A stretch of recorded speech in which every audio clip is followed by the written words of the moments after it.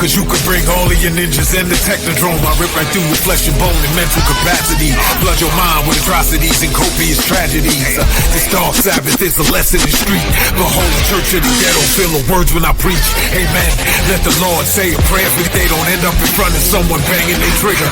Living life like a war pig. Fuck the law, I'm getting mine. Let the others figure what the cost is. Purchasing the fortress on gorgeous acres enormous. Car park full of foreigners and women just waiting on us. We living the dream. Y'all living like hell is earthbound. We are not the same. You've been a lame since birth, pal. I don't feel sorry. I recommend they go dirt bound. Doggy dog world, and you've been looking like Chuck Brown.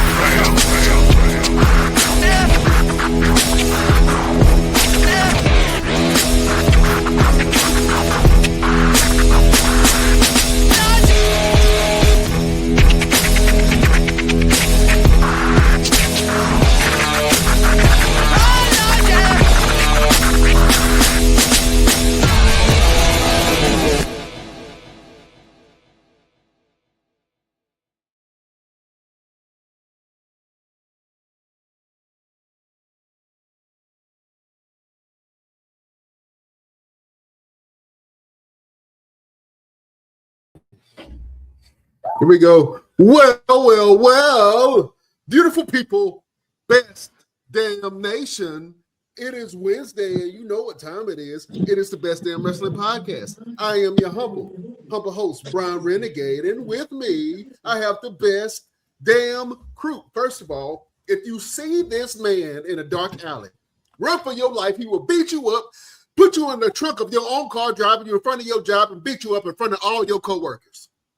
He is the green-eyed bandit. He fights people. Sometimes he fights people. He's your mama's favorite wrestler. And he can whoop your daddy ass. The one and only Roosevelt, the fighter. What's happening? Man, I'm trying to figure out this daggone app you got me on, and I can't figure it out right now. But we're going to make it do what it do. This is what I get for messing with you, man. Messing with you with these people and all these other different apps and whatnot.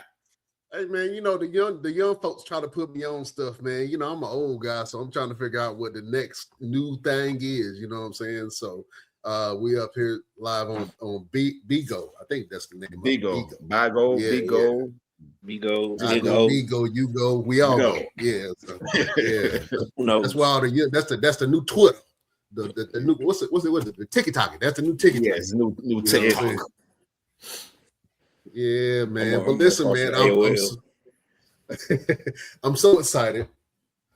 We have a boss in the building today. Roosevelt, please. It's a boss in here. The boss of bosses. Roosevelt, please introduce our esteemed guest. Absolutely, man. Listen, man. You ever heard of a house fight? This right here is the king of house fights, okay? This man, when Big E came up with the terminology, big meaty man slapping meat, he was thinking about this man right here. Okay, big pause. But he was thinking about this man right here. Big pause, but I'll take it. He is the big hurts. He is the man that can pick you up, spin you around, and slam your ass straight to the ground. It's my brother. You know what I'm saying? I've known this man for a long time, so y'all give it up for my man. Forever in the day. Big DeAndre Jackson, man. Yeah, we forever in the day. We know each other. What up, bro? Hey. We don't know each other since you been with 15? I've been in 16. Okay, 17. 17. So I've been in 17. This should be 18. So yeah, we don't know each other since. Yeah, for forever. The beginning. Yeah, we up there. We the unks in the locker room. We are, which is it's kind of scary sometimes. I know that threw me off first time. Malachi called me that. He was like, "What's up?" I was like, "Hold on, I ain't got no gray in my beard yet." Yeah, I was like, "Hold on." Trying to make me your uncle when I'm still a cousin. Like, who he talking to? I'm still big brother around here. Don't call me no uncle. I'm still a cousin. I ain't uncle yet, bro. Chill out. Right. Oh man, what's been going on, bro? How you feeling? Oh man, I'm feeling good, man. Feeling good. 37 and 17 years, I'm still able to get in there and do my thing, man. Still going, still Blessed, man. Just blessed. Good. We're excited to have you on. We're excited to have you on the show, man. Like I said, I've known you for years. We're gonna chop it up. We're gonna get to know you. We're gonna let the people get to know you, and we're gonna get this thing started. So I'm gonna let Brian start it off since he can talk this time because last week he had some issues. But Brian, go ahead and do your due diligence and ask your insatiable question that you like to ask everybody every show. Well, I got a lot of questions for this man and the boss house over here, DeAndre. Listen, I'm going to ask you a question that I ask everybody, and it's different every time. The question I have for you is, DeAndre Jackson, when did you fall in love with wrestling? All right, so now Latham, brown sugar. I was waiting for somebody to catch that. Like, I've been on this show, what is it, 4 or 5 years now, and you the first one. And I knew you would be the one. I knew you would be the one. But go ahead, bro. Man. I'm a movie buff, man. That's a classic movie, bro. As a hip hop head, that's a classic movie, man. Yeah. When I fall in love with wrestling, bro, man. My earliest wrestling memory that sticks in my head is Super Brawl 2. Juice and Thunder Liger versus Brian Pillman. I don't know why that just sticks in my head, but that's like my first wrestling memory. And from like that point on, I was just like stuck on it. Like I just like there's an old picture of like me like Christmas, I want to say. Well, I guess my mom got me the old WWF blue hard plastic blue wrestling ring. You remember that one? It was like a really hard blue plastic one. You had to put the post in there, and then it had like the rubber bands. Yeah. For the rope. Yeah. That was like the first wrestling tour I remember. Like Super Bowl 2 was like the first wrestling match I remember like in my head watching and like being stuck on. And then like my first wrestling event was at the famous Spartanburg Memorial Auditorium. So like 3-4, bro, I was hooked. So that's when I fell in love with wrestling. When I'm 37 now, I'll be 38 this year. So we talking 35 years plus. I've always loved the sport, loved this business. So, yeah, man. Okay. Ooh, that's a long time when you think about it. 35 years. Man, it's a very long time. When you first got into what made you decide to get into the professional wrestling business? Like, what kind of athletic background did you have before then?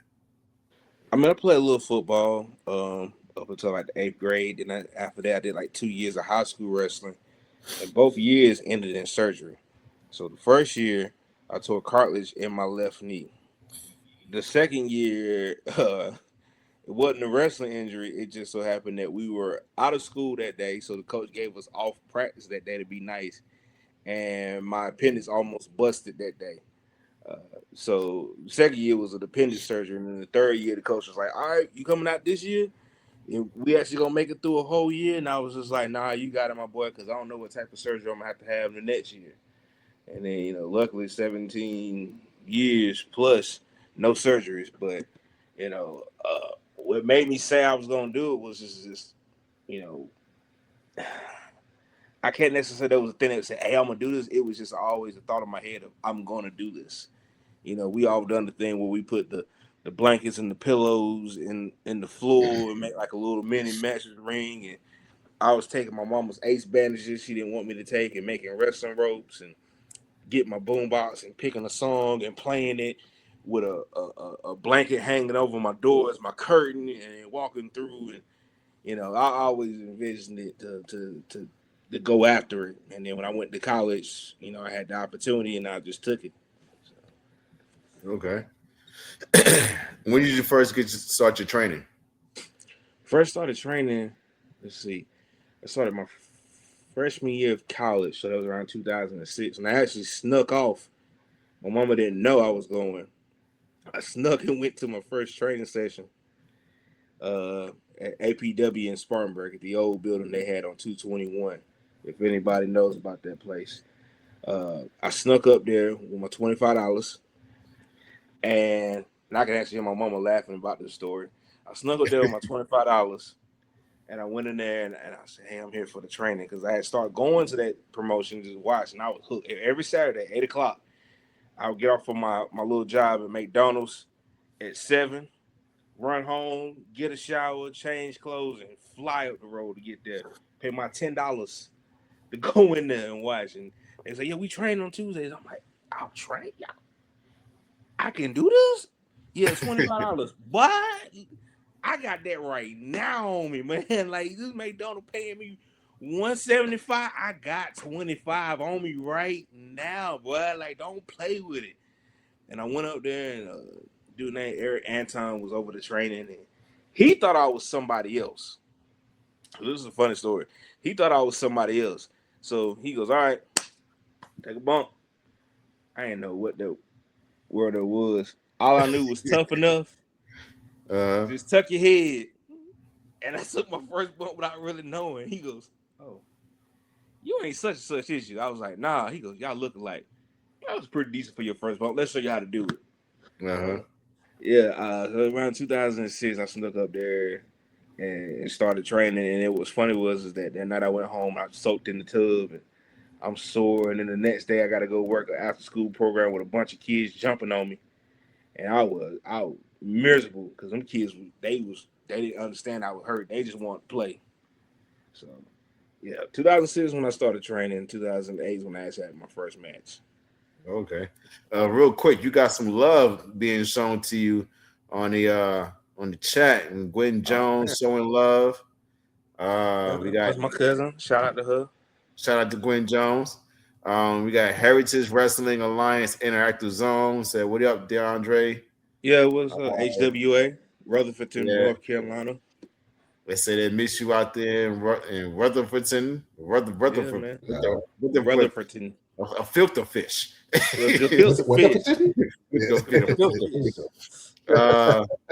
Mom Dukes is in the house. She said DeAndre Jackson was and still hooked. And she said she remembered when you snuck your little behind off and then went to do that wrestling thing. Because I eventually told her, statute of limitations, my boy. You couldn't do nothing then. Yeah. It didn't long way to say my big guy Dre. Yes, sir. All right. Absolutely, man. You are a really, really good heel. And it's really hard to gravitate to a heel and like them. But when I see you as a fan and I watch you in the ring, I'm gravitated towards you, and you just pull everybody in the audience into what you're doing. Oh, yeah. Where did you really learn the art of being a heel? My sophomore year of college, we used to have roast sessions. Just unmerciful roast sessions, man. Like, you gotta keep up. Like, it would be us. Like, we go to the main part of the campus, and it'd be some of us in the main room playing the game. It'd be like 2 in this room, 1 in this room, and another one in the kitchen. And we just throwing, like, we snapping.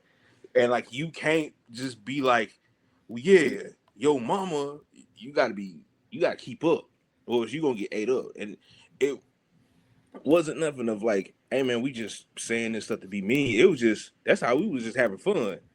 So people would come in there and go like, y'all really hate each other. Why y'all hanging out? We said, we don't hate each other. This is just what we do. Mm-hmm. So I think some of that comes from that. A little bit comes from when I, was doing stand-up, and you got to be quick on your feet there as well, too, because people will, that one drunk dude in the crowd try to say something to you. You got to be ready. That's another part of it as well. And then the rest of it, shoot, man, I guess naturally I'm like that. I try to hide it and be nice to people, but Ro knows how I am. Cause we done grew up in this thing together, so he knows me for real. Like, but a lot of that comes from them roast snapping sessions, and then doing stand up and just trying to think quick on my feet. So I'm always one step ahead. Man,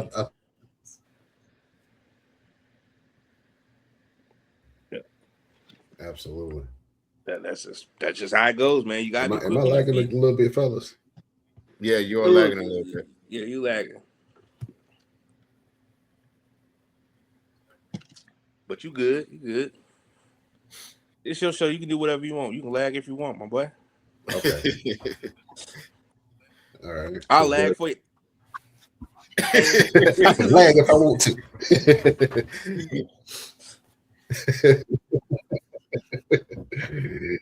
Oh man. So you've been in the game for a long time now, man. Do you still have like dream matches that you want to do, especially with indie wrestlers?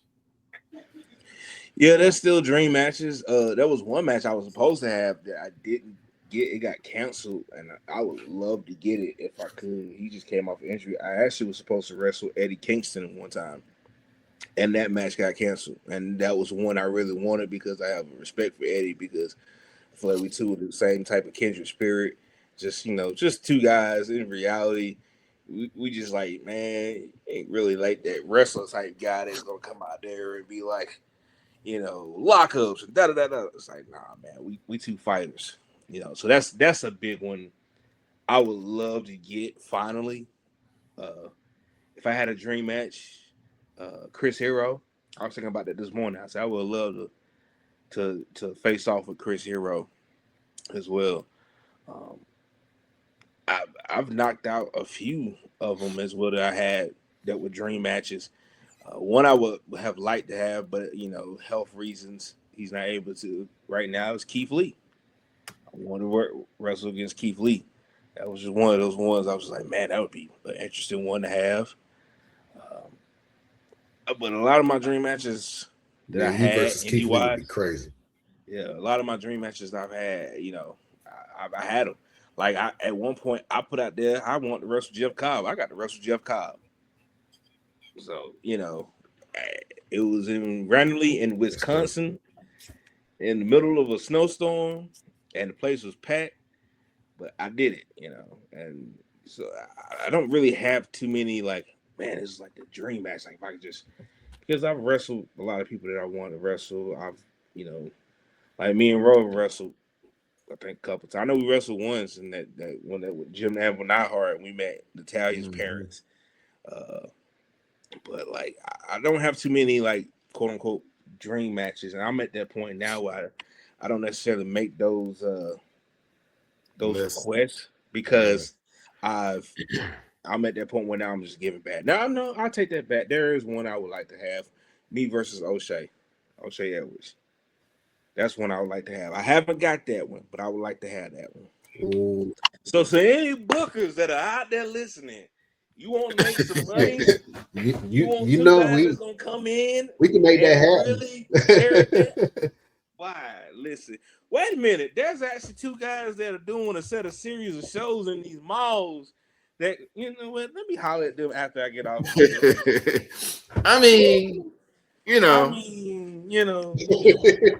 have your people call out. We can make something happen. You know what I'm saying? Yes, sir.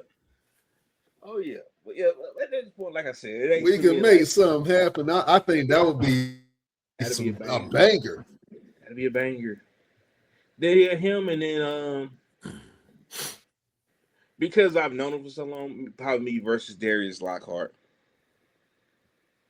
I feel like that'd be a good one as well too. So yeah, if you're gonna book me, if anybody's gonna book me versus Joe Black, please don't. Me and him are tired of facing each other because we always wind up hurting each other afterwards. I mean, that's always the best matches though, is when you wrestling with somebody that you cool with, your family, you love each other. You already know, listen, it's gonna hurt tomorrow. Yeah, but I love you today. It's like that's why people be like, yeah, man, I'm trying to get them bees. And I'm like, you don't want to pay the price for them bees. You don't want. And it's like, I don't want to pay the price for the bees. And like everybody in that whole crew, I have faced off with. Like, what makes you think I want to do that again? Right. In fact, I think I fought everybody in that group except for O'Shea and Jakami are the only two I have not fought yet. Yeah. So. I mean, you got to put in some work for that, man. It's when people be like, yeah, man, Joe Black got the bees. I want to get a set of them bees. Or I'm like, man, you really don't want to pay the price for that. How do you know? Man, how do I know? Bro, I don't. Me and him done traded fists and live to tell the time. It's like two old ancient warriors. We talk about that all the time. It's like, hey man, we just two seasoned warriors that went back and forth with each other. So Yeah. Damn, Vegeta and Top. Was it difficult coming up with your character and who you wanted to be and portray in the wrestling ring? Yeah, it was. And I say I really didn't find who I am now until like probably almost 10 years into my career. Probably I really wasn't 100% sure. When I started off, when I started off, I took the name of a WCW tag team, Chronics, because I just thought that was cool. And I had the K's facing backwards, you know. I was like, hey, I gotta be different. Instead of just the K's being regular, one's gotta face the opposite way because it looks cooler.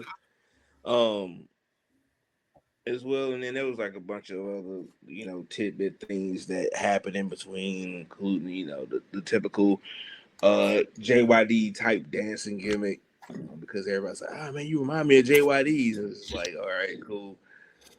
But to find myself in all of this, it took some time. Like it was 10 plus years. Like I remember going to my WWE tryout in 2015 and still not 100% of like who I was. I was just a guy. I was a jag, as Steve Smith Sr. says. That was just in the ring, and I can't tell you the exact moment it clicked that I was just like, man, I'm this. But it was probably close 2017, 2018 when I finally started, like, you know, figuring out like, hey man, this is who I am. This is what I'm gonna be about. This is the style I'm gonna be. You know, whether people like it or not.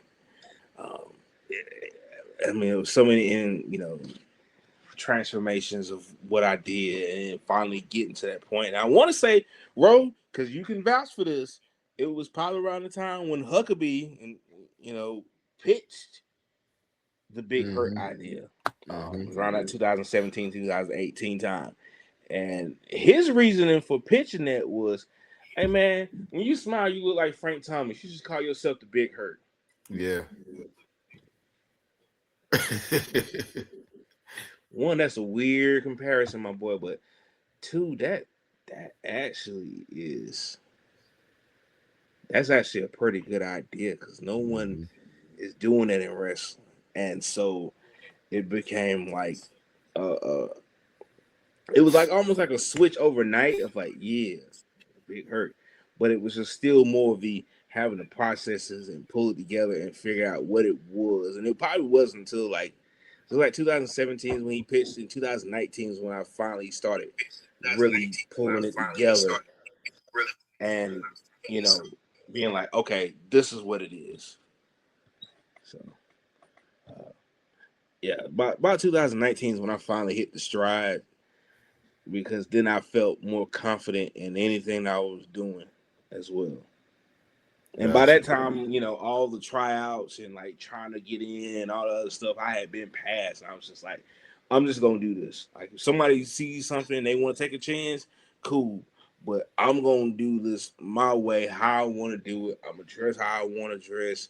You know, like the prototypical gear and da da da. It's like, nah, man. I look like I just walked off the street ready to fight, because I come from a city where people fight all the time. Like, fighting at work, fighting in the club, fighting at the gas station, fighting in the school. Like, you know, luckily I tried to stay out of the way of that, but like I had a lot of friends that was like that. You know what I mean? So yeah, it's like I just took what I grew up around and just like, all right, this is what that is, and now it's like I don't look back. Like, I don't let nobody tell me different. You mentioned having to try with WWE. Talk to us about going down there, and then the other companies you've had opportunities with. I know you've done some things with Ring of Honor, like had some travels with them, but Tell us a little bit about those. Yeah, the 2015. I forgot who it was. Somebody was like, "Man, just send an email to the recruit thing, fill out the recruit page." And I didn't think too much about it. You know what I mean? I was just like, "Okay, there ain't nobody really gonna take a look." But I filled it out, and it, you know, just so happened they picked me up for a tryout.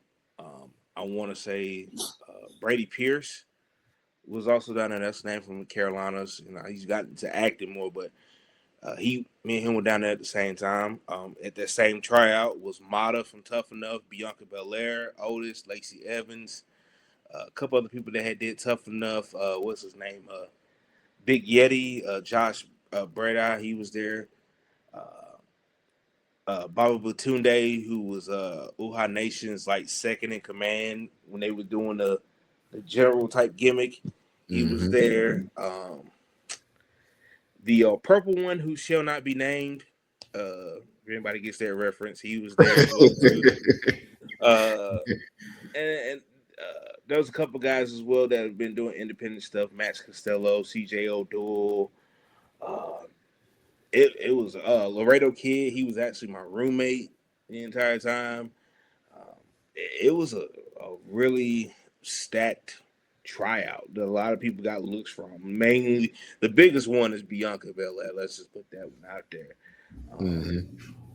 And it was a crazy 2.5 days, man. The coaches at the time were Billy Gunn, Matt Bloom, Norman Smiley, Robbie Brookside, Joe Briscoe was there, Lita. I want to say Elias was one of the people who were already signed as a helper as well too. He actually was one of the helpers. I remember that vividly. He was one of the helpers. But yeah, it was a crazy 2 days. What was funny is that, you know, for me, I had an asthma attack the first day, so I had a rough first day. But there was these two guys that were brothers that were power lifters, and when they broke for lunch, they went to their car because they just drove up about 30 minutes to an hour up, got in their car, left, and didn't come back. They was like, "We don't want to do this.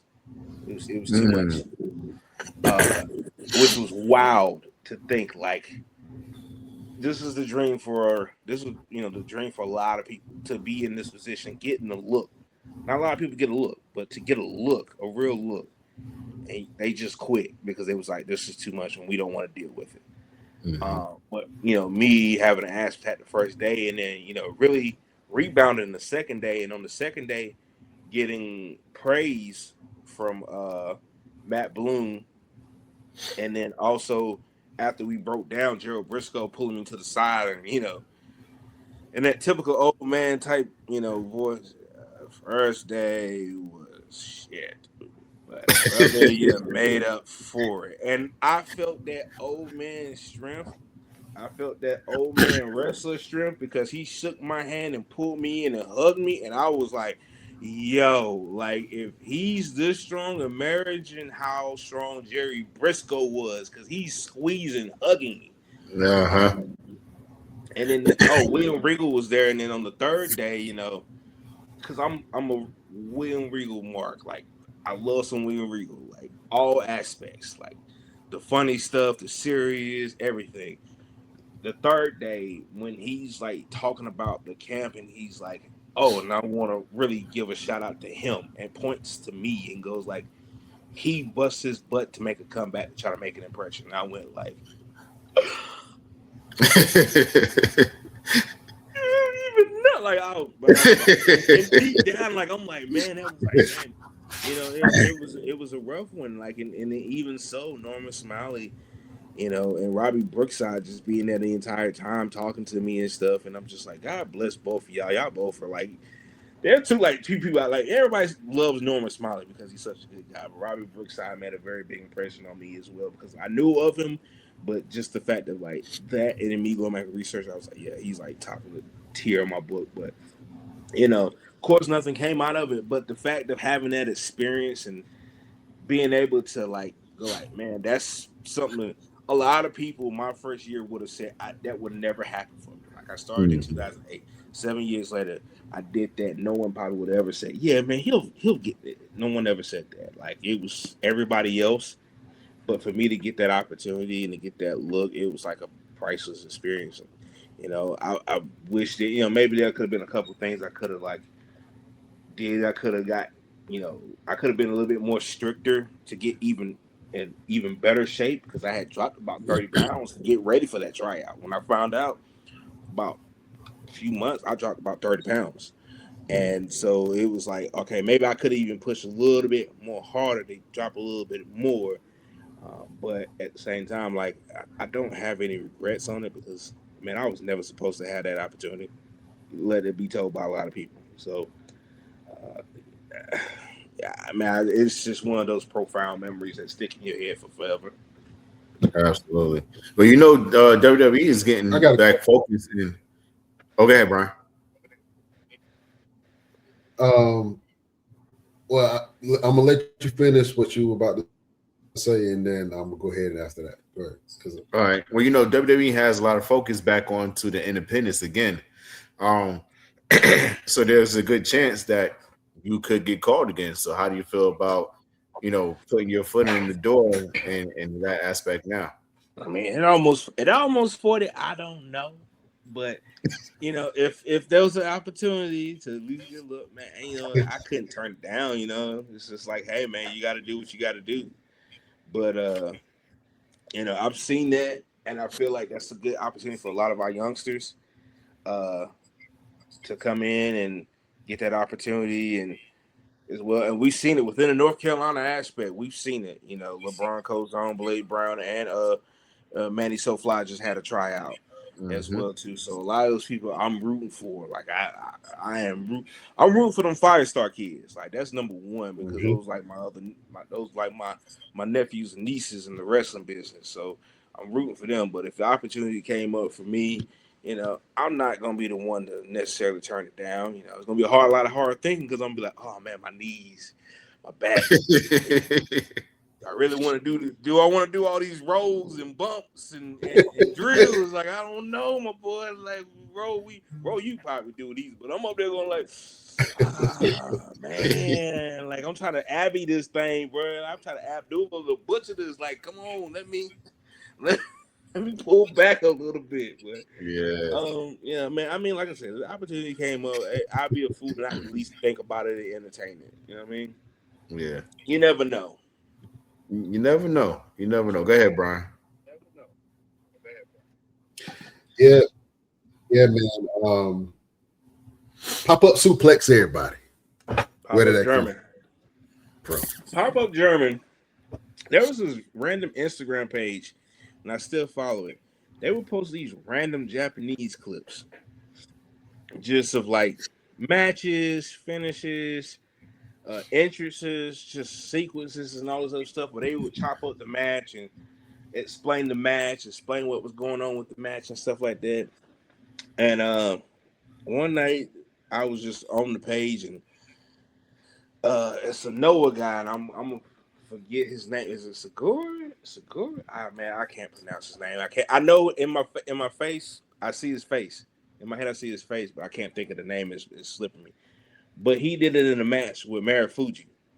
And when I saw it, I went like, man, that's interesting. I ain't never seen nobody really do that over here. Period. Like, I wonder if I could do something with that. And so I just started playing with the idea.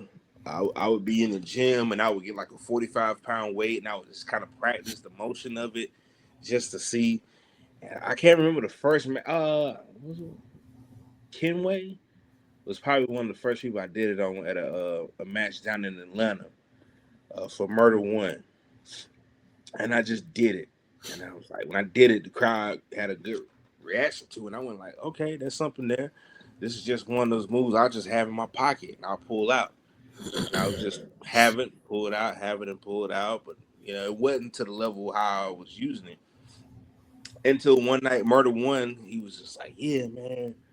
Yeah, if you know Murder One, you know how Murder's like, yeah, man, you know how that thing you do, that suplex, that German, that's the bench, my boy. Like you met Murder, so you know how Yeah, he is. that's Murder all day. Yeah, that's Murder all day.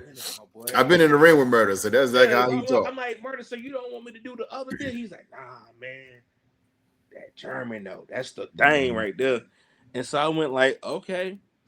And I did it for the match.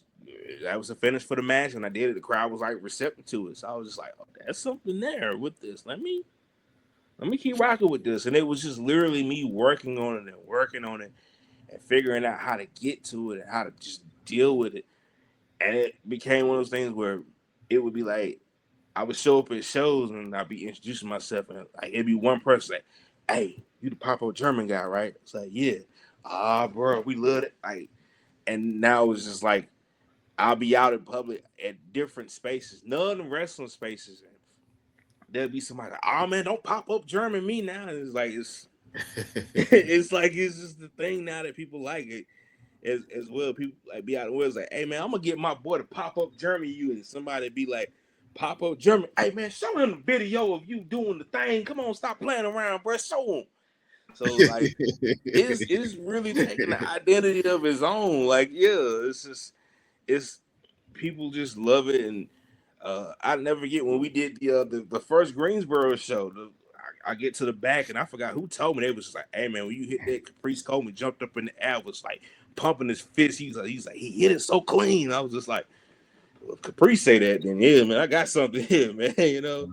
So it's just Caprice is one of those guys. If he sees something, he be like, yeah, you're gonna get a reaction out of him. Like, no, undoubtedly. Like Caprice is like, yeah, that was it. Yeah, that was it. If he likes that, yeah, because he'll come up to me, he like, hey, you hit Papa German tonight? I'm like, maybe. Ain't no maybe, bro. You gotta do it. It's just like he likes the moves, so when people like the move, it's just it is what it is. So. And that's why I wound up just getting a t-shirt made, because everybody kept talking about it. I was just like, why not get t-shirts? I could do a t-shirt design with it. And I found a lady named Yolanda. She made a design, and I was just like, that's what we're rolling with. Nice. I need one of them, by the way. Oh yeah, I got the store for you. Where there you go. You can holler at him. Online store. There you go. All right. Yeah. Multi-colors. Absolutely, man. Multi-sizes. Let's talk about let's talk about road trips. Let's talk about road trips, man. Let's talk about things that you and I, but mostly you, have experienced. You ready for this? Man, road trip, bro. We done had so many. I done had so many, bro. Do we want to start with that one, or do we want to talk about some other ones? Let's start with that one. Let's start with that. Start with the one in New York. Oh, we talking. All right, so quick backstory, ladies and gentlemen. So, we had a car full. Actually, it was a van, SUV, full of talent.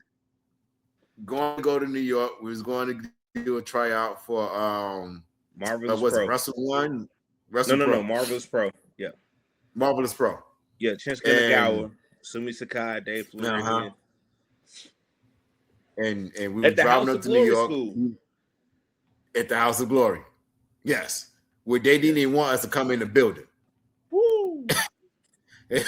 they was big mad that our Carlo, South Carolina, North Carolina came up so there.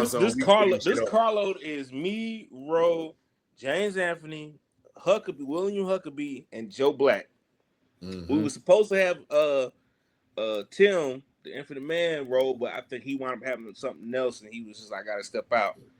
But it's 5 of us in this SUV driving up the road, and I want to say from like Virginia into New York, I drove. Now, Brian, let me tell you something about your co-host. The further we get to New York, the more his New York comes out. Meaning that tone, that accent that you hear most New Yorkers have, the closer we got, the more it comes out. We get into about Queens where we were staying. And like I drove into the city I don't drive to the state. I'm driving good because I did this job before, but I'm driving good. But he knows the area. He goes, "Hey, your son, pull over. We Chinese fire drill." Huck gets into the seat behind the driver. I get into the front passenger seat. And before we could even like close the door and lock ourselves in, this boy done took off. And he hitting these spaces this small. Like Fast and the Furious. And me and Huck are like two little kids screaming like, "Yo, slow down, bro." Like, don't worry about it. I got this. Like, we just driving through the city. Like, it's literally like I'm hearing Ludacris's Too Fast, Too Furious in the background while this dude is like hitting the corners in the city, my boy. Oh, when we pulled up at that hotel, me and Huck looked at each other. We was like, "Oh, thank God!" Like, whoo, because we were nervous. We were nervous. Yes, but yeah, we encountered a little bit of hate when we got to the school because we went up there with the mentality of when people think Southern guys in wrestling, they think, Tennessee two-step, we gonna talk it out there, do a little bit of a Memphis stuff and da-da-da-da. When we come up there with the mentality of like, nah, man, we gonna show y'all what these Southern boys can do with y'all Northern boys. Like, ain't no little tidbit type stuff. And we get to the front door with our bags and we get meted. I'm not gonna say the name that met us because we gonna keep that clear. And they go like, "Hey, y'all here for the tryout?" I was like, "Yeah." "Hey, well, we ain't ready for y'all. Y'all just go back to your car until we get ready for y'all." And as we're walking away, we hear him yelling, "See, y'all got people from the Carolinas coming up here to take y'all spot." So we get in the car, we like, "Oh, they nervous that we gonna come up here and show out on them." Okay, bet money. So we get in there. They introduced the whole office and we get dressed and they was like, "Yeah, we just gonna warm up a little bit and then we gonna have matches." Well, at the time, the easy match was Huck versus Joe and James versus Roe. That's it. Those two right there, those are good matches. Me, I don't have that guy with us. I don't have Tim with us to go like me and him gonna do whatever. I wound up working some guy that I think he had been like on a couple years in the business, but he was supposed to be like a demon. And we were getting into the match. We had talked about it. A demon. He had the mask and everything, man. He had like the mask, and he was supposed to be like, "Yeah." And we get into the match, and like he ain't really doing what he's supposed to do. Like he just kind of just standing off in the distance. So I'm just like, "Hey, man, Brian Excell's in this room. Amazing Red is in this room. Sumi Sakai, Renee Michelle, Shinsei Nagawa, Rocky Romero, and a bunch of other people in this room. You're not about to embarrass me." So I got ticked off. And I just hauled off and I just go, whoa! And he stumbles back to the corner. And I just grab him and I go, "Do you know where we're at now?" He goes, "Yeah." I go, "Yeah." And we get through the match. I pin him. I get up. I bow. Because me, Ro, James, Huck, and Will were the only people that before and after our match, we bowed to Chinsuke and Nagawa to show respect. And so I get out the ring. And then this guy and Joe go, "Hey, man, why you do that boy like that?" I'm like, "Hey, man. Boy, listen, you ain't about to bury me. This is my shot, my boy. Like Japan, like, hey, man, Rocky Romero's here. Rocky always got a job with an office in Japan. You're not about to embarrass me in front of Rocky. And I know Rocky because I've been helping with ROH. Boy, don't embarrass me like that, boy. Like, chill out." But, we did that. I know we had solid matches. I know we brought up our best effort. Them two doing dives to the outside. I think they were like one of like maybe 2, maybe 3 matches they did dives to the outside. And we didn't get the phone call like, "Hey, man, one of y'all on the show." And we felt some type of way because we knew we had came up there and showed out. When we went to the show and watched the guys they put on the show from that tryout, and we all went, yeah, man, they screwed us. There was some people from Canada that came over for the opportunity, and they didn't get put on the show. Mm-hmm. And they were better than what they got put on that show. So we knew it was just like, hey, we trying to make our guys look good. Mm-hmm. But you know, that's just one of the things that you encounter in the business. Like, you notice you put in the best, foot forward, and you still don't get that opportunity. But you know, even with that, even with seeing like we watched that match with Sonny Kiss, whoever that guy, I can't remember the guy's name, and the dude, they didn't mesh. They didn't mesh at all. Like, it was just like he was trying to do something and Sonny was trying to do her thing, and it was just like, yo, man, like, you supposed to work with Sonny's gimmick. Sonny's gimmick is the gimmick that'll help get over. We literally was sitting there going like, that wasn't good. We watched these matches. It wasn't like we was going like, yeah, we the better. We just could tell. It was blatant, you know. But, you know, aside from that, you know, the fact of all that, we still had a blast. We still had fun.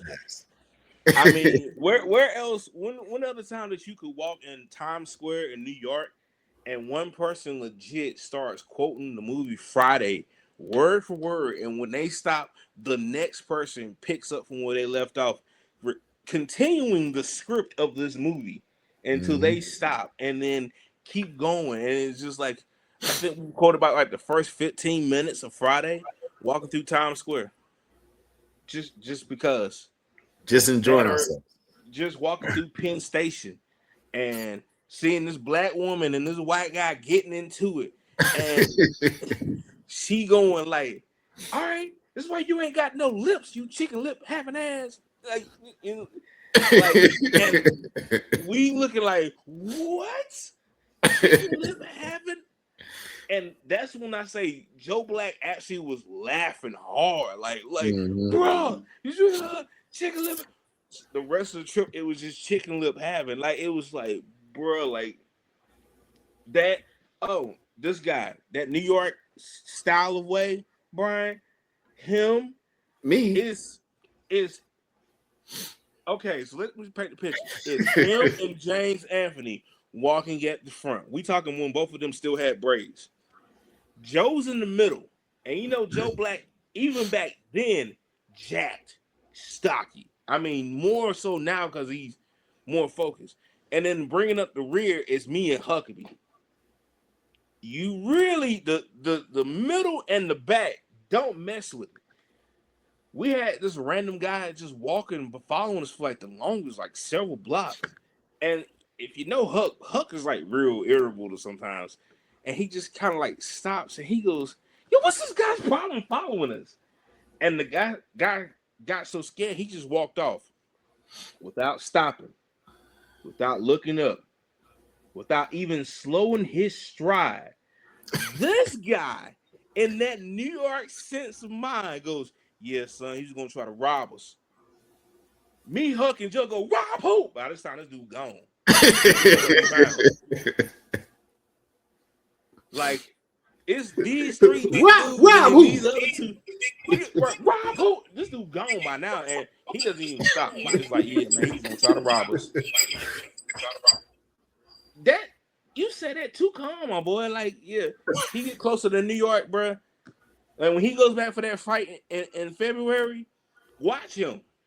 He might walk to the ring with a bacon, egg, and cheese, or chopped cheese or something, man. And some Timberlands on. Exactly. He might come out to Ja Rule and Fat Joe's New York. Like, I'm just saying, man.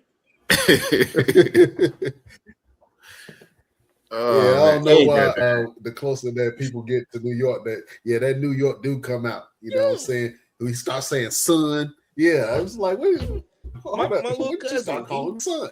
Yeah, my little cousin, born and raised in New York. When he's down here, he's like a Southern gentleman. Closer he gets to New York, he's just like, yeah, son, like for real. You hear me, son? I'm like, bro, man, like chill out, bro. That's all good. Pause. I hear you, my boy. Pause. Yeah. Pause. I hear you. Just saying. Yeah.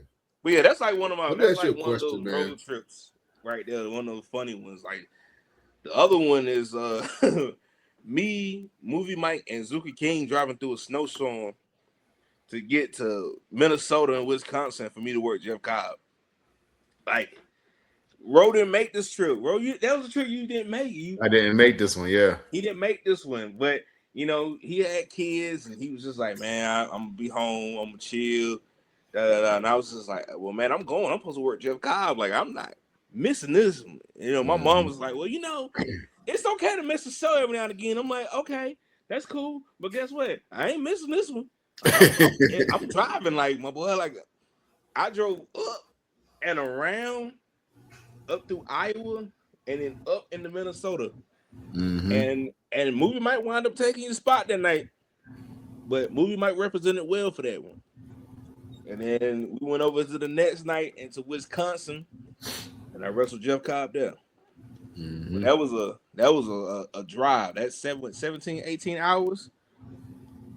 You get that stir crazy moment probably around Ohio because you're going like, hey man, this car closing in on me, man. But you do what you got to do, man. That first road trip that we took up there, it was like what, 10 of us in a van. It was me, you, Zuka, James, Mike. Was it James? Yeah, James is with us on the first one. Okay, yep. And then and it had Restless. Yeah. Yep. So it was like 8 hours. Yeah. And this dude being studious, he in the front seat doing homework, just typing away. He's like, you need me to drive? I was like, nah. I was like, boy, man, do your homework. Stop playing. Do your homework, man. Be a good student. Get an A. So yeah, that first trip. Do your damn homework. Yeah, we drove up there, did the show, and when we did the show, we got right back in the car and drove right back down. Now let me paint the picture for y'all. What, 18, 19-hour drive one way? We drove. It had to be. Hold on. It had to be about 19 going up because the bright idea was, hey, let's bypass all the toll roads. The tolls, yeah. So it made it 19. Yeah. On the way back, I literally sat there in that front seat. I was like, listen, I don't care what y'all think. We are not bypassing toll roads. We are going through these toll roads. We are not being in this car. Like we done got paid extra. We using that extra to get through these toll roads. It's only like $5. But I was not about to sit. I wasn't about to sit in that car for no extra hour and a half to avoid that toll road. But we had to get through there. Yeah. But it's a drive. But man, we had a ball up there, man, and it was too fun. Like I worked got the tag with Uncle Bob, man, up there, and that was fun. You know, I came out to Morris Day in the time in Minnesota and had that whole crowd clapping on beat. Like that goes in the checklist, like, and that wasn't even on the bucket list. Like, who can say they came out to Morris Day in the time in Minnesota? Not many, but I did it. Absolutely. Shout out to my man Josh C, man. He out there in Minneapolis, man. Yeah. Oh man. Let me ask you a question, man. Have you ever had a time where you felt like you wanted to, like you was like, you know what? I don't know if I want to keep wrestling. And during that time, what made you keep going, or did you have someone give you advice to help you keep going? Yeah. Like around that pandemic time, that was like really it. And I kept lying to myself saying, yeah, I'm done. I'm really done. Like I had this whole conversation with my mom and she was like, are you sure you're done? I was just like, yeah, I think I'm done. Like I think I'm done. Like I really am. Like I'm pretty sure. Like I swear I am. Like I think I am. And like it was literally like me trying to convince myself about it because it was a lot going on at the time. You know, we was dealing with COVID. And at the same time I had lost my brother. So I was like dealing with that. And then probably about a few months later I lost my stepdad.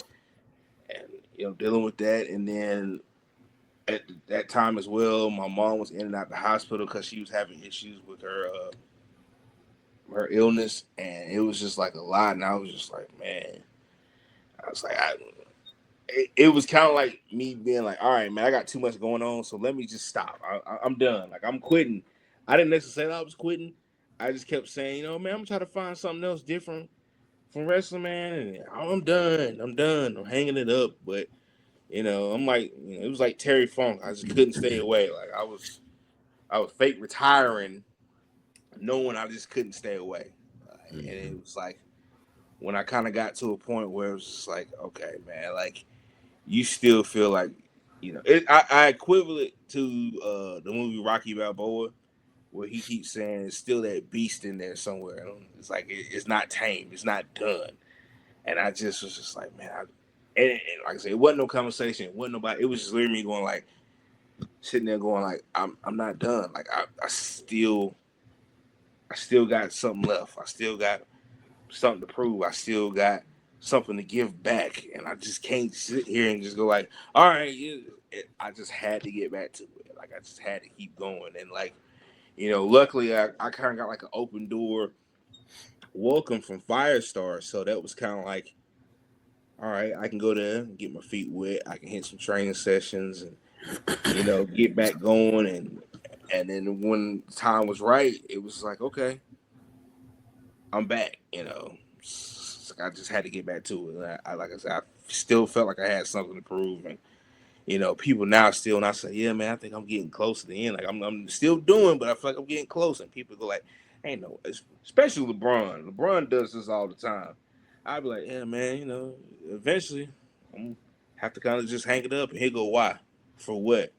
Says who? You're not done. And I go like, hey man, number one, you ain't my daddy. You can't tell me when I'm done or when I'm not done.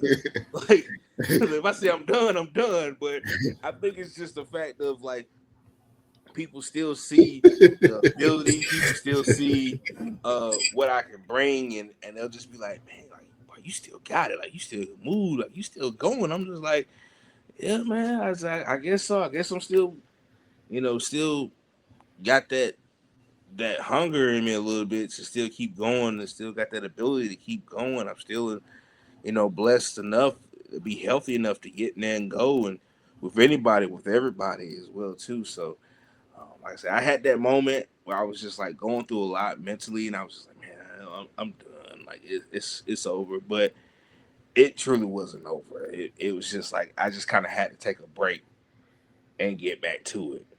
But I was lying to people saying I'm done, but I really wasn't done. Not by a long shot. So yeah. So outside of professional wrestling, you actually dabble in music as well. I dabble in a lot of stuff, man. I dabble in a lot of stuff. Talk to the people about your musical talents and aspirations with that. That literally came because of COVID. I was kind of halfway DJing on Facebook Live, and I've always been a guy that's always liked the behind the scenes aspect. I've always liked wrestling footage behind the scenes, like seeing the guys right before they walk out the curtain. What's their warm up, pattern like? What are they thinking? Before and afterwards. And so that always would lead me to like music production. Like we know H to the Izzo by Jay-Z, but how did you get that? What was Kanye doing? What was Dilla doing? What was Ninth Wonder doing with all this different music? So I would always watch all these things about producers, not the rappers, the producers. That was my thing. The DJs, the producers, like what they would do, like all right, they had this incredible DJ set. What did they pick to get that? Oh, he made this dope beat. What did he do to make that? And so I was watching a lot of Ninth Wonder stuff, and it slowly that creative monkey on my back is kind of like him with all the stuff he does. He just like, you know what? I'm gonna do it. Just try it. It was literally like, all right, it's COVID. You really ain't going nowhere but to working home. Why not? And so I got like a little pad and started from there. And Like all things weren't great. I erased a lot of my earlier stuff because I'm like, I don't want to hear that. But slowly but surely, just working on the craft, and a lot of that time during COVID, watching guys still have shows like him, like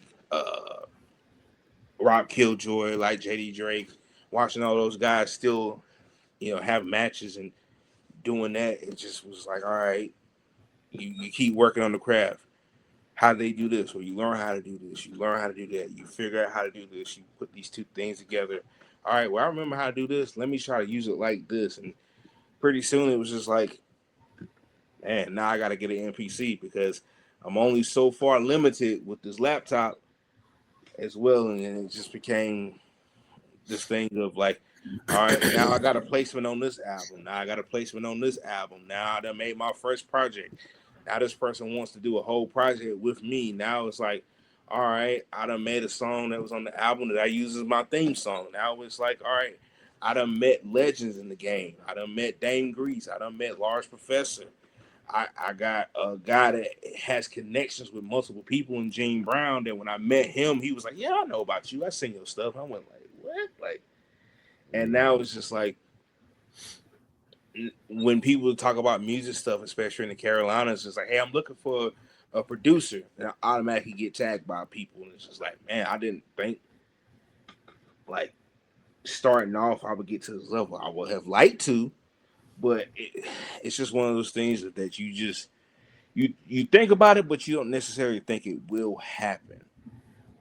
And now it's just like my room is full of like vinyl records, sample, and I'm still trying to find places to put more of them. And I've got like a stack sitting over here that I hadn't even touched yet as well too. And I'm surrounded by music equipment. And while I'm watching WrestleMania, I'm working on beats. When the Royal Rumble comes on this weekend, I'm gonna be working on beats.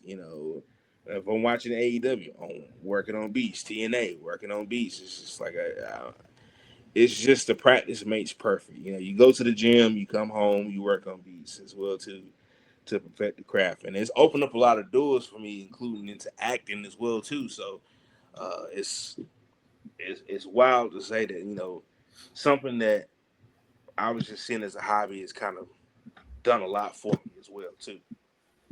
Made a little money, not a lot, just a tad bit, enough to get a Whopper with cheese, but You can put cheese on yours, I right? can put cheese on it. I can put cheese. Yeah, cheese and some barbecue sauce on that thing. Yeah, just a little bit of barbecue sauce. Well, listen, man. And I'm loving you that your story, and then it's great that you're doing music.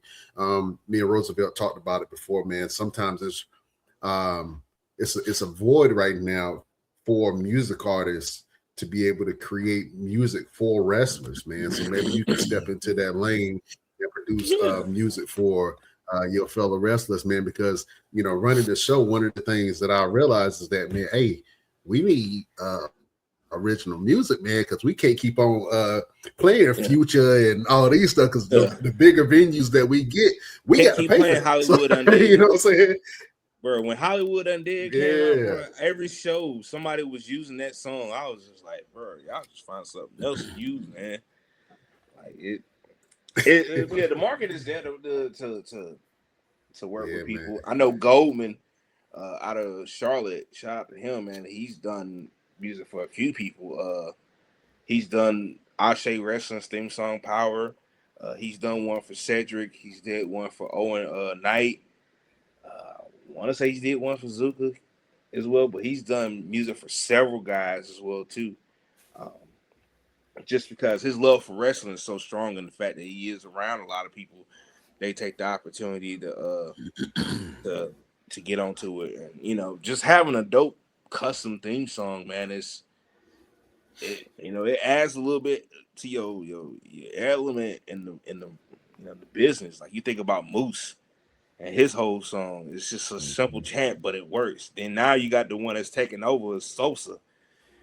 Like I'm looking at Instagram and I got people sending me stuff going, "Hey man, have you heard of this dude?" I'm like, I don't know him, but I know the song. Like I know his entrance. Like it's just stuff like that gives you like an extra like, yeah, man, he's like cool guy. Like, even with Swerve, it's like, now, shout out Prince Nana. I mean, me and Ro know him well. Mm-hmm. Just him, that's just Prince Nana acting up. That whole dance was just probably a bet. And he was just like, all right, bet, watch this. And because of that song and that dance, it's one of the most popular things out now. Like, you can't not hear that song and think of that dance. So, Exactly. the aspect of like custom songs and stuff within wrestling is like, hey man, take a shot. I know a lot of people are doing it. A lot of people do have custom music. Shout out to Elliot. He's actually made he made Movie Mike's theme song at one point. You think about Ray Hun and Cream Pie Poppy. That's one now. That song comes on at a show and people lose their mind. Like it's I tell people invest in it. Invest in it. The song I use now, I produced that track for a guy named Wordplay Look as well. So it's just the cross section of music and wrestling is so crazy now, especially within hip hop. What's his name? Is it Josiah, who's working for WWE and all the stuff that he he's was. done? Yeah. And now you think West Side Gun and wrestling, his whole thing, his album covers are nothing but wrestling. So it's just like, hey man, we're in that thing now where hip hop and wrestling, cross paths, and it's like a dope experiment, man. It's just like, all right, cool. Who's gonna come in next to make a dope wrestling song? But yeah, I am available. Man, I I got some I am ideas, available man. to make y'all theme songs. Just holler at me, man. Yeah, we're gonna make something happen. I'm gonna holler at you because we need to make some things happen. Like I say, doing the shows, man. I realized, hey man, people really need original music. Oh yeah. And I think a lot of wrestlers and entertainers are really missing the buck by providing songs to some of these wrestlers that go out and get seen by hundreds of if not thousands of people on the weekly. You know what I'm saying? And so if you want to promote a song and you have an active billboard that can go out there and promote your song, then why not? You know what I'm saying? So I can't tell you how many times I played Ray Hun's theme song and people look at me like, bro, for real, Cream Pie Poppy? But at the same time, they be like, hey man, this is a bop. They like the song and they'll start singing it right that I stop it. It's man, step it up, bro. It's 2026. Let's get to it. Absolutely. That's right. Step it up, step off. Well, first of all, speaking of stepping up, we have this thing on the show. First of all, I'm sure that you and Roosevelt have faced off before. But for some reason, he has this thing where wrestlers come on the show and he has a problem with it. So what I want you to do is I want you to cut scathing promo against Roosevelt and our segment Best Damn Promos. He said some unsavory things about you before you came on. Damn. I ain't gonna repeat it. You know what I'm saying? I ain't gonna repeat it, but I'm just saying it needs sort of rebuttal. That's all I'm saying. So I want you to go head to head against Roosevelt and cut a promo. I want you to threaten him within an inch of his life. You know what I'm saying? The only way that DeAndre Jackson can. So, man, prepare yourself. Are you down Put for this? me on the spot. Man, that's right on the spot. Yeah. This like that. Does, you know what I'm saying? This is like a sway in the morning freestyle, funk flex freestyle. Like, hey, yeah, man, I'm about to drop this beat. You got a freestyle on it, man. Like, come on. It really is. yeah. You got to spit that hot fire. Absolutely. Man, I ain't eat no sandwich or nothing to get ready for this. Like, jeez. That means you're hungry. Man. You know what I'm saying? I know, right? Say you're hungry. You're hungry. Yeah. All right, let's do it. Beautiful people. Promo on Roosevelt just talk my trash, man. She's just I don't know, man. You gotta think and you just be like, you know what, man? I'm mad at you. Should have kept the braids, my boy. I'm mad at that. You know what? Grow your hair back out. You know what? I'm going to grab your head with the little hair that you have, and I'm going to pull it out and grow your hair back out so you can get the Mario braids. And then I'm going to cut them and leave you bald like me. Come see me. There you go. Oh, man. Well, look. First of all, calm down. You're too loud and you ain't even saying nothing. You're too loud and you're not even saying nothing. Listen here, Mr. Big Hurt DeAndre Jackson. The biggest thing that is hurting right now is the fact that you are still in the wrestling business, because what else is there for you to do? What can you do? You talking about, oh, my knees, my back, my neck, and my back. What is it that you think that you're capable of doing to this day in a professional wrestling ring, especially if you're stepping in a ring with somebody who likes to fight? I don't care if you're the big hurt, the little hurt, the sideways hurt, left hurt, right hurt, your nuts hurt, your back hurt, your knees hurt. I don't give a damn what hurts. If you step in the ring with me, I'm going to hit you so hard that your kids are going to hurt. Because I've always been, and you've known this firsthand, the man who likes to fight.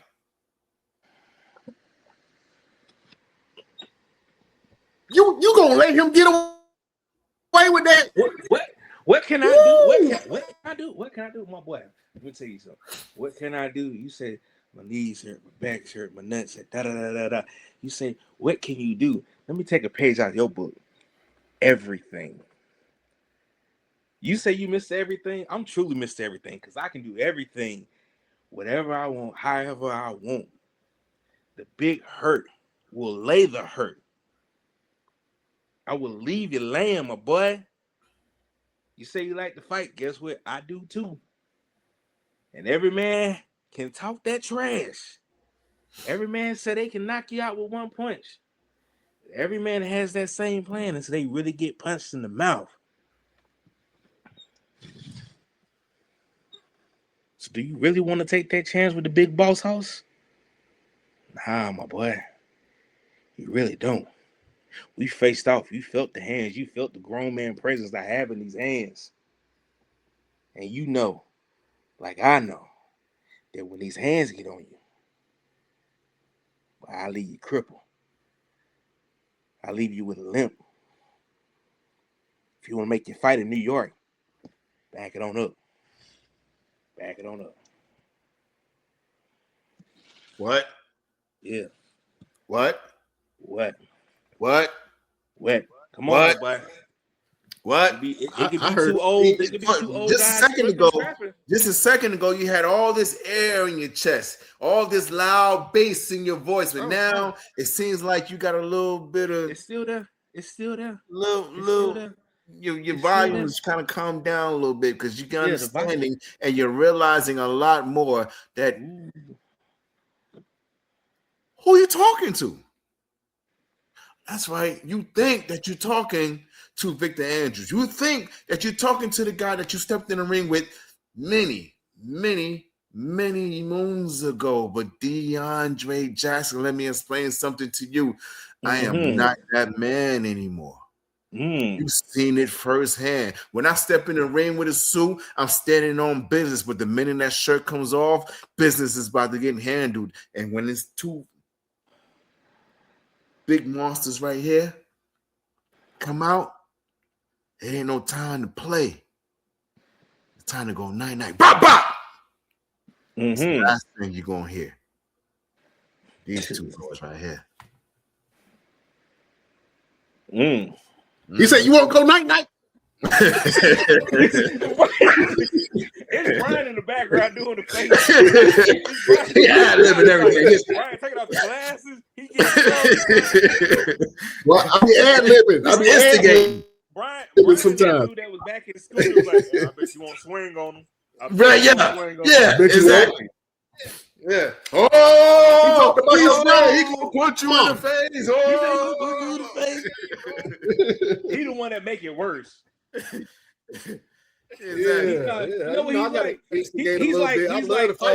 He's like Martin and Play off of the first house party when they in the cafeteria. He's like, oh man, you gonna go out like a suck, like, bruh. Stop. You gonna go out like a sucker. Exactly. That's him. And here's the kicker. When we did the first Greensboro show, he was running around like that. I saw him. Exactly. What? Big ass instigator. Well, listen, man, I'm gonna put Brian in the hot seat one show. We make him do a promo again. Exactly. I would love to see. I could cut a promo. I like you said, man. I grew up doing dozens, so I had to learn how to be quick with it and let him go talk trash. walk the bar with Joe and watch Joe get him. I listen. I love Joe Black. I love Joe Black. He's a great brother, but I will smash him on the microphone. I don't care. Anybody, put him on. Put him on. I don't know, boy. Because listen, his promos are like his promos are like battle raps, man. His promo is like reading the encyclopedia. It's like you got to look it up. What the hell he just said? What did he just? I know it's in Joe Black. What did he say? What he call me? He is the Black Edgar Allan Poe. What he call me? How you spell that? I like that. He is the Black Edgar Allan Poe. I like that because that's what we're gonna call from now on. Yeah, that's everybody. What I like that too. Black. So when his promos come out, the Black Edgar Allan Poe. Mm-hmm. And he'll be like, yeah, you're right. I see that. Without much anticipation, but he's like, yeah, I see that. That's about right. Yeah, that's Joe all day. See that. Yeah, that's him. that's the guy, man. In reality, man, we talk a lot about different stuff, but in reality, that's really a guy that should have had a real look.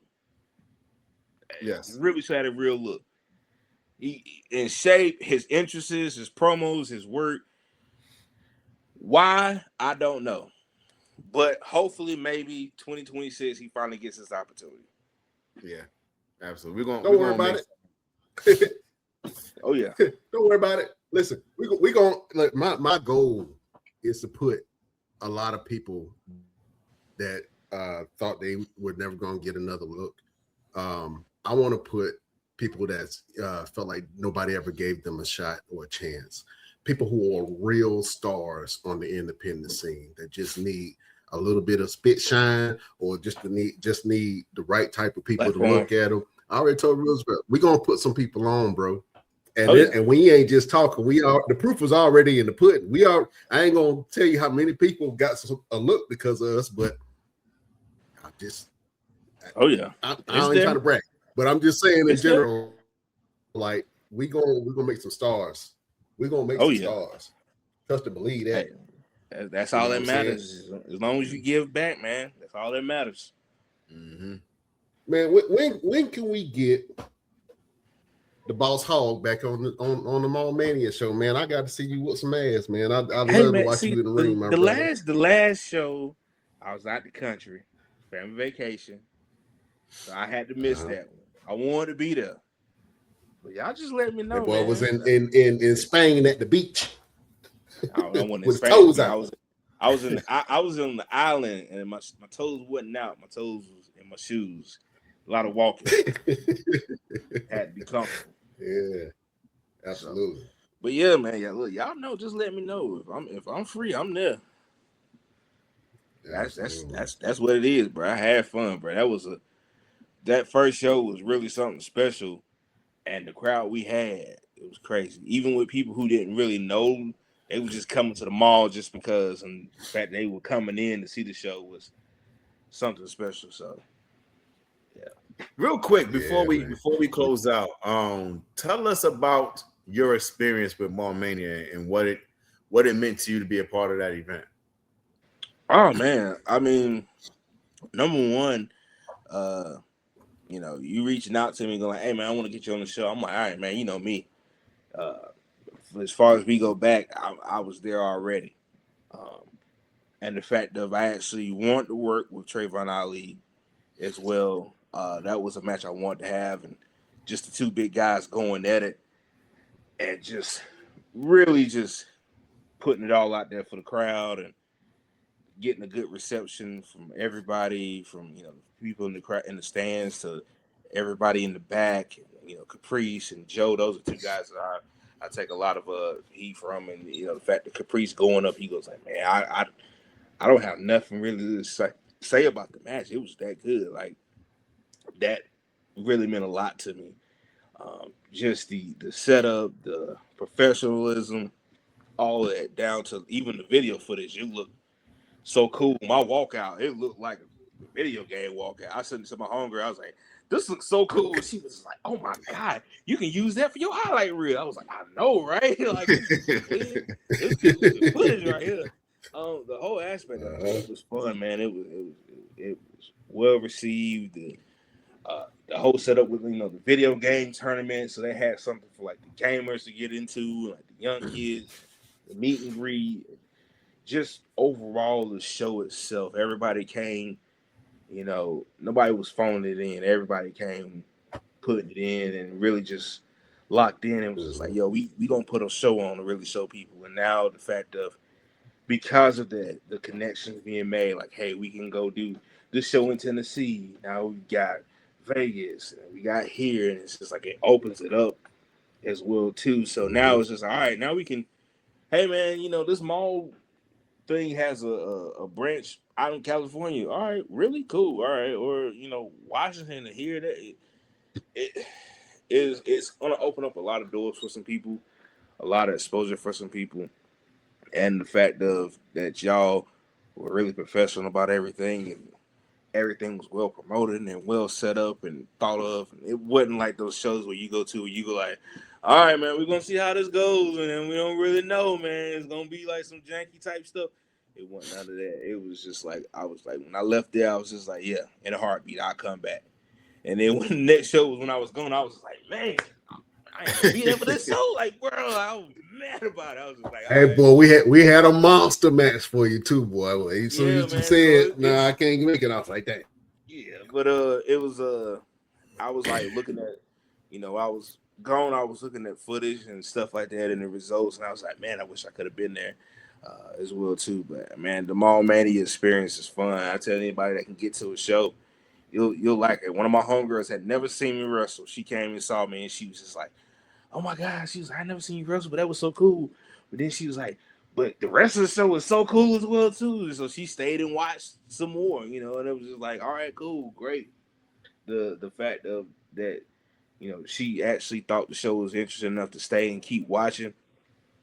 That was so much fun, man. So yeah, whenever you need me back, man, let's just get back to it. I ain't going out the country for no time soon. We're gonna make some things happen, man. And I think that from me being a wrestling fan, I am a newbie in the wrestling business. I know nothing about the wrestling business. I'm not claiming to be no promoter or nothing like that. But what I do know is how to treat people. You know what I'm saying? And I wanted the people that's never seen a wrestling show before, people that normally wouldn't even give wrestling a second look, to sit there and enjoy themselves. And I think the biggest flex that we have is that we made a lot of new wrestling fans that didn't like wrestling before. You know what I'm saying? Exactly. And so for me, those are the people that I'm looking for and I'm targeting, versus people who are already wrestling fans. People who are already wrestling fans are looking at it like, oh, this is a dope promotion. This is dope. This is kind of cool. Like, you know what I'm saying? So as we grow and we keep on doing more events, man, we just want to put on for, the city, put on for the talent that's coming up, man, that we really think are really, really talented people, man. And it gives the opportunity for, a lot of people, they love to see AEW and WWE, but they can't necessarily afford to get to those places. So this gives them that experience of getting to a wrestling show and seeing a ring in person. for a decent price, but with good action. You know, guys that are going to put on, hey, like we are working in front of 10, 20, 30,000 people. We going to really put work in as well, too. So, like I said, that's why I said nobody phoned it in. Nobody was like lollygagging. Everybody was just like, yeah, we going to do this like it's like the real deal. Like, this is, hey, y'all coming in here to work. Ain't nobody lagging as well. So, I mean, and then everybody's on everybody to have a good match. You know, the vets in the locker room, you know. And you do say your mud hole stomping, too. Oh, yeah. The gang stomp, yeah. Yeah, like y'all have the gangsta. Yeah, I ain't know if you had a name for it or not, but whenever you stomping somebody and you cussing them out at the same time, I love that. I was like, oh, didn't I tell you to get your hands off me? Yeah, I took that from two movies. Don't Be a Menace While Drinking Your Juice in South Central, the beatdown scene, and then Chris Rock and Money Talks at the end. Well, he's stumping out the French guy. He was like, "We gotta go. Don't ever call me your homie, Frenchie." I took that for. I don't know what made me do it. I was in the middle of a match and I just did it, and I was just like, "Yeah, this is sticking." Get your hands off me. I took that for and it just works. It just works every time. Yeah. So, like I said, Mall Mania is definitely a dope experience. If you can get to a show, show. Man, it's always fun. Yeah, bro. This has been a great show, DeAndre. You put on a great interview. You always been a good brother, man. Ever since I met you. In fact, we met. I want to say we met a show before then, but we met at Texas Rangers show. Yeah, I heard about some of them Texas Rangers shows. Texas Rangers show. Hey, man, listen. And that was an experience. Imagine, like, he put a lot of money into these shows where it'd be like legends and stuff and whatnot, and we would just. He was like, "All right, we're gonna have a signing, and we're gonna have this." But every show, he was main event. Don't know who he was working with, but main event. And he would give himself like some WrestleMania entrance. Like one of them, the person came out to the ring, and then like all of a sudden, this is music blast. It was an army. When we did an army, and it was like music was just blasting, and like I mean, just ungodly. And then at the back of the armory, the roll-up door starts coming up, and smoke is coming under the door. And as it's coming up, you see flashing lights, and it's this big pickup truck, and he's on the back of it, just going wow. As the truck drives into the building, and he's just like giving himself this grand WrestleMania entrance. It was just so funny. I never get one of the first time me and Hero watched that entrance. We were like, bruh. That's a lot going on. Then we did that other show outside where Lady Topper was there, and like we had with Chase Stevens and Barbarian. It was like a bunch of people on the show. And once again, main event, people in the ring, and music comes in extra loud. And then off to the side in this alleyway, you just see these lights cut on and an engine rev up. And it's just red like Corvette, top of like he's standing up, holding up, going crazy on the back of the car. It's just like, hey man, you giving yourself, you booking these shows and it's a crowd and we making money, but you giving yourself the WrestleMania interest in the main event, my boy. Show. That was a show we almost got in trouble too. Oh yeah. He went to the hospital. And no, it's about me and you. Me and you almost got in trouble. Cause that was the first time we met Lady Tapper, and we was like, "Oh yeah, that's when she was dating Red." Who that? We didn't know. We honestly didn't know. We was like, "Who this chick?" And then when we found out, we was like, "Oh, okay, yeah, she." Yeah, because it was like, Barbarian's niece. It was literally like this. It was like, "Oh, bro, you see it? Yeah, who that? Oh, that's Barbarian's niece." Oh, okay, yeah. And she married. Oh. And she married. Oh, well, all right. Well, who's she married to? And they do it over there. Yeah, we're going to leave her alone next. Yeah, let's keep on. Keep it Big pushing. Red. Yeah. Big Red, man, he still cut hair up in Charlotte, man. Yeah, you Shout out do. Big Red. Yeah, Yeah, man. But yeah, that same show was the same show where he did the Corvette entrance, but he wound up going to the hospital, and like all of the all the guys wouldn't let his girl leave until she paid everybody. Yep. Cause it was like, oh, he's trying to pull this move. I forgot who it was, but it was like they kept. I think somebody took Mike her Devine? keys. Somebody took her keys, so she couldn't leave till she paid everybody. Mm-hmm. Oh, that was Cassidy Riley that took the keys. There you go. Cassidy took the keys, so she couldn't Chase. leave. It was like, yeah, we ain't doing Chase Stevens and Cassidy, yep, took the keys, so he couldn't leave. It was like, oh, we're not getting screwed tonight, and she paid everybody. And then when she paid everybody, when they laid the keys somewhere for her to find them. Mm-hmm. Woo-wee. Great times, great memories. Good times, man. Well, you ain't going no place. Nowhere. Listen, I'm 44 on Friday. Okay. You ain't going nowhere as long as I'm gonna keep doing this. You're gonna keep doing it. I'm gonna be like, come on, Dre, get up. That's what everybody say. Time to go. Everybody say that. Everybody's like, nah, man, you gotta keep going. I love HWA. I did one shot for them. And when I got done, it was like, hey, yo, you got to come back a lot. You got to keep coming back. I did a show for them Thanksgiving night, and they had a show that Saturday. And I was only going to do the Thanksgiving show. And my family got me booked on Saturday show. And I was like, hey, man, I was trying to sit at home and get some rest. Y'all done got me booked out here. They literally booked me. They literally was like, yeah, we coming back Saturday.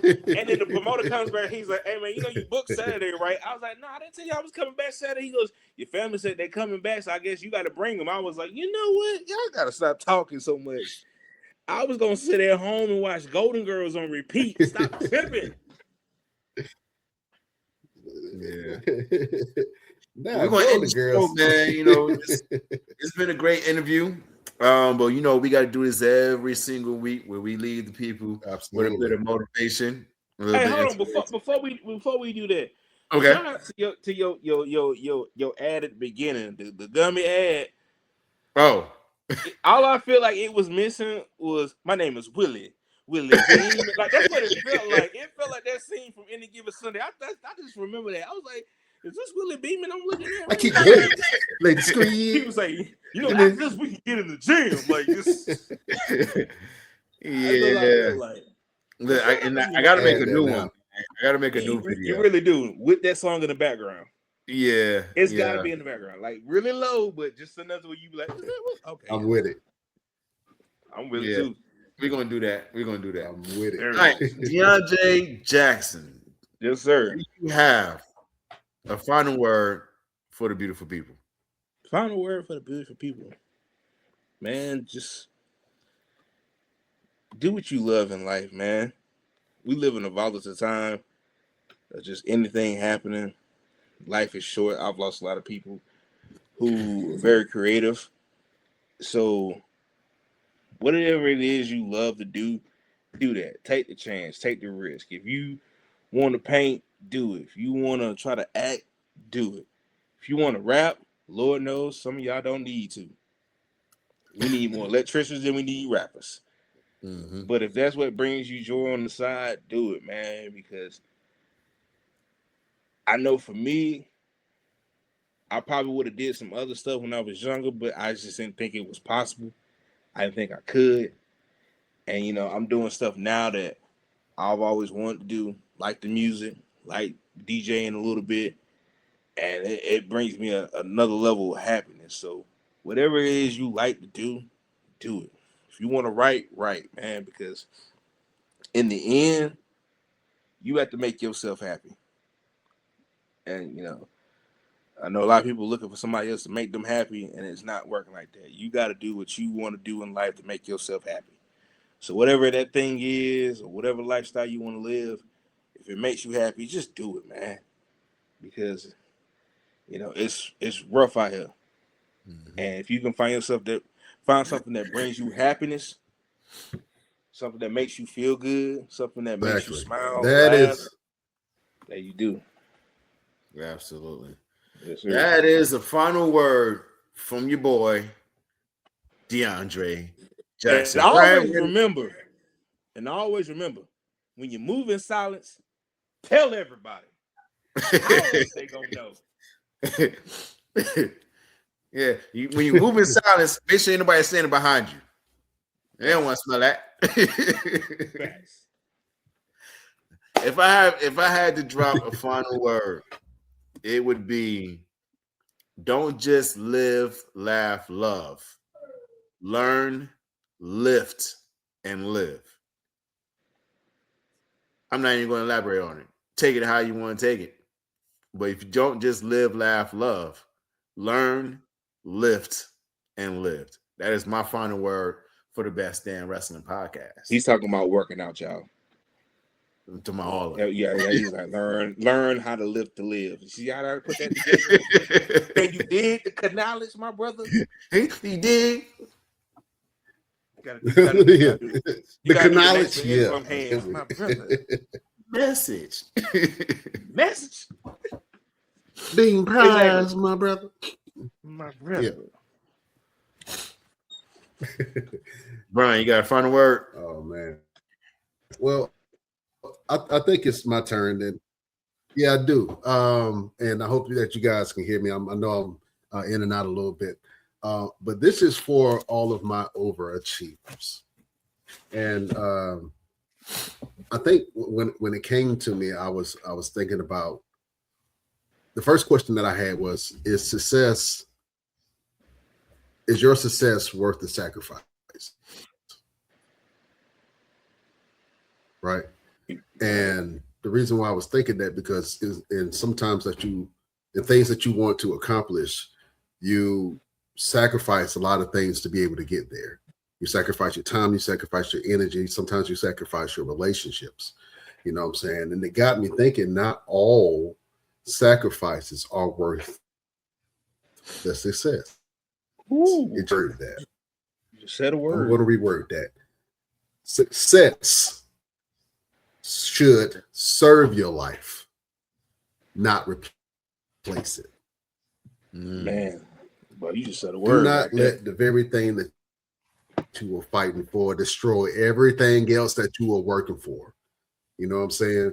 So success should serve your life and not replace it. Do not lie on the laurels of I'm successful and I can treat anybody how I want to treat them. I'm successful, so this is my life, and all I know is success. Because you can measure success in different ways. You can measure success with money. You can measure success with love and relationship that you have in your life. That's how I prefer to measure my success, is the love that I have within my house, the respect that I have from my